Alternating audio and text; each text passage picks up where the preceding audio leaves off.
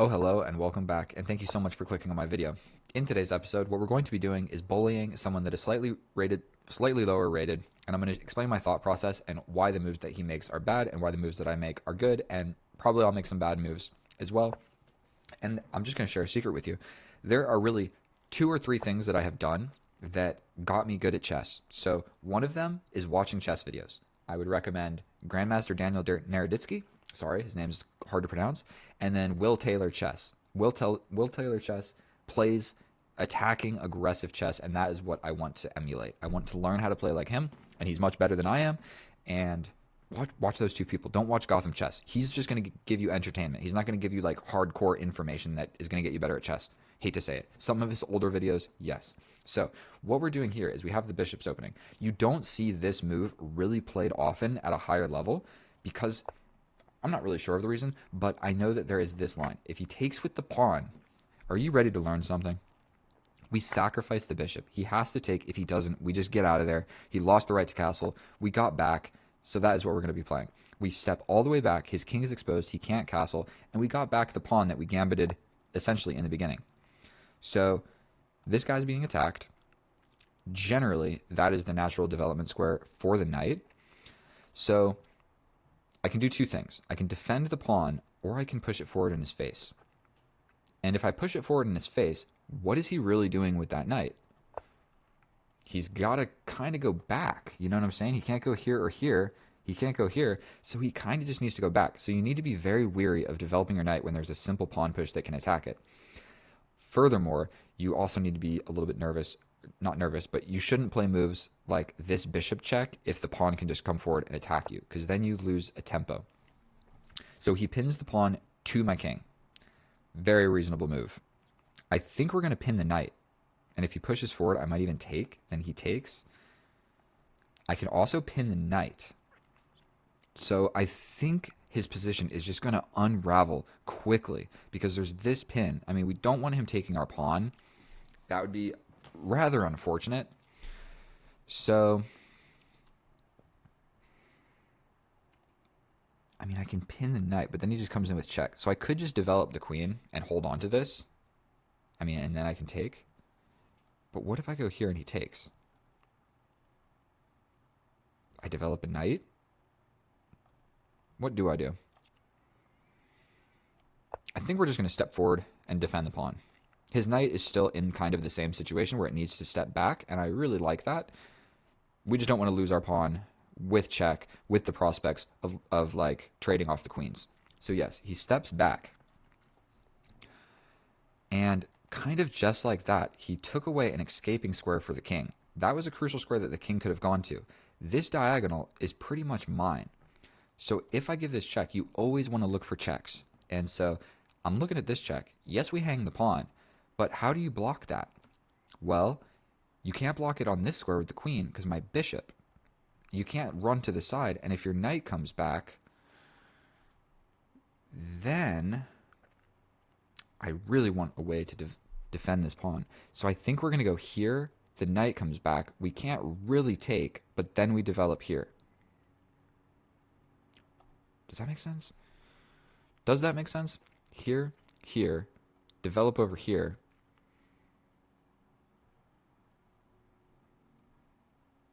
Then he can take. I don't want that to happen.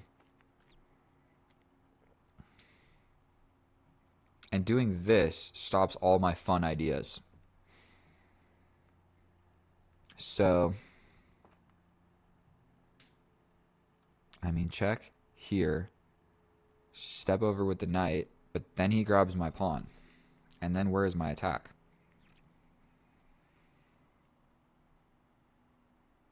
Unfortunately, we might just have to play practically here and just hold off. Maybe even going this way would have made sense. So he wants to just get into the position. We're going to attack the queen because I can develop a piece with tempo on the queen. This is defended. Right now his bishop doesn't really see anything, and we're just really trying to touch these diagonal squares.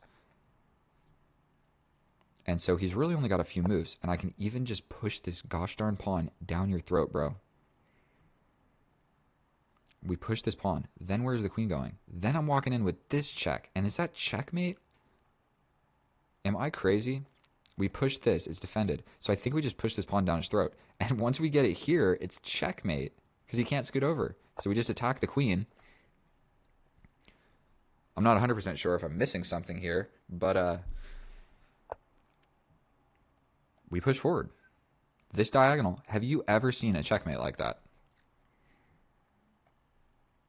I mean, that is checkmate, correct? We give him a check. You can't go anywhere and you can't take it. Absolutely ridiculous. I have never, ever in my life seen a checkmate like that. I've never done a checkmate like that. I straight up just pushed a pawn down the board and checkmated the enemy king with the queens and everything still on the board. That is absolutely wild. That was only 6 minutes long. So I definitely couldn't figure out what to do, but I guess like everything worked out. So the line that I was trying to show you in the beginning, we'll do it without the computer. The line I was trying to show you is when the king captures, because then you have a whole heckin' lot of fun. We still had fun, but you have more fun. You come out here, attack the queen, and you get this bishop.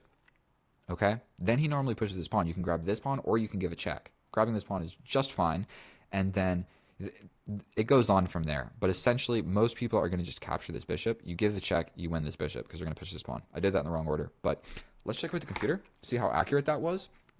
Not sure. I know that this move right here, boom, this is not really a good move. It just has like a 50-50 chance of getting you a crushing position. So at the cost of getting an equal position, the main line is they capture, you bring the knight, they develop their knight, you take, he takes, and then you attack the knight. And it's a completely equal position, but you got, it's an equal position. So let's check with the computer, and I will see you over there. And here we are in the analysis, and that game was only 11 moves long. So hopefully that was long enough of a game to explain some stuff. We definitely got some principles, but we didn't get really any end game or middle game technique. Middle game, you can call it that, but that was a weird game. I got a checkmate with my e-pawn, bro. Like, what? So in the bishop's opening, this is one of the best moves, and people haven't faced this a lot. So right here, this move is only played 4% of the time. So the bishop's opening is played like 8% of the time, and then of that 8%, 4% of the time do they see this pawn push. So long story short, unless you play a whole heckin' lot of chess, people have not seen this. And so I would recommend picking a opening that is down on the list. Can you see down here where it's changing? Pick something down there, like in this position. For black, bro, do not just pick this because it's the best move. You can pick something else, not that move, but the knight, something that is not like mainline theory that your opponent has studied a whole lot of. And so when you get better, you can focus more on the mainline stuff. So the bishop comes out. We go for this. If he takes with the bishop, we attack it with the knight. He defends it. We grab the bishop. He jumps in. And then we attack the knight with our bishop, and he has to step back. We have the bishop pair. We're down a pawn. We have a lead in development. It's an equal position. So you're down a pawn, but you kind of have the bishop pair in an attack. So at the cost of that, getting an equal position, sometimes, just sometimes, they take with the pawn. Then you have this sacrifice, where if they step over, you run all the way back, like what happened in the game, and you just have a 1.4 advantage. I was about to say minus 1.4. You have a 1.4 advantage, and you're good to go. If they take, you come out with your queen, he's going to block with this pawn. Even if he goes back, you just hit him with this check. So if he hits you with the pawn, you grab this bishop.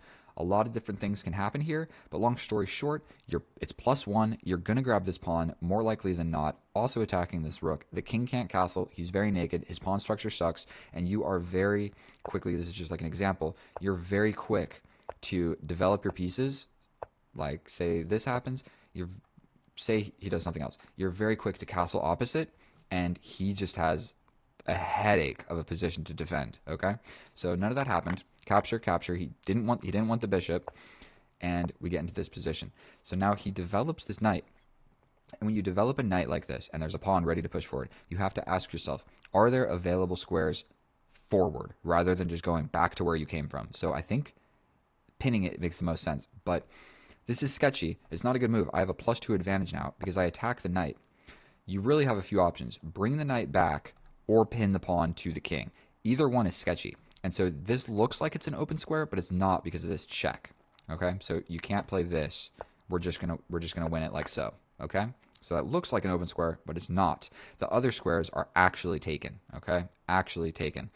I don't know why I marked this square, but okay, he pins it. Cool. Now it's unpinned. This is an option yet again. And so, like I said, he's got the option of going back where he came from or going back over here. Going back here is better because you want to run this way. Doing this kind of trapped your king with no moves. Your king has 0 moves, and you don't want to be in that situation.